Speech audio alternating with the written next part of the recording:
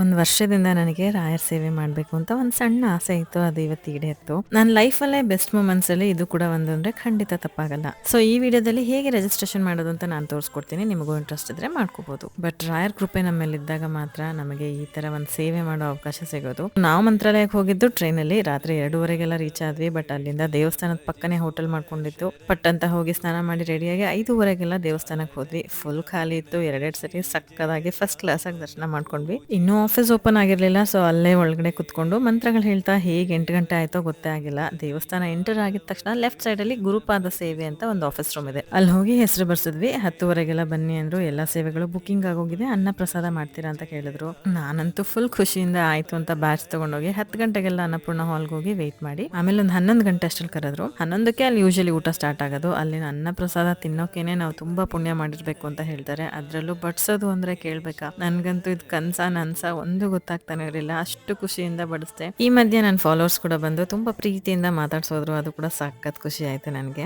ಎಲ್ಲೋದ್ರು ನಮ್ಮನ್ನು ಗುರ್ತಿಡಿತಾರಲ್ಲ, ಅಷ್ಟು ಪ್ರೀತಿ ಸಿಕ್ಕರೆ ಸಾಕು, ಎಲ್ಲ ರಾಯರ್ ಕೃಪೆ ಅನ್ಕೊಂಡು ಪ್ರಸಾದ ತಿಂದು ಸಂಜೆ ನದಿ ತೀರದಲ್ಲಿ ದೀಪ ಹಚ್ಚಿ ಮತ್ತೊಂದ್ಸರಿ ಫಸ್ಟ್ ಕ್ಲಾಸ್ ದರ್ಶನ ಮಾಡ್ಕೊಂಡು ವಾಪಸ್ ಹೋದ್ವಿ.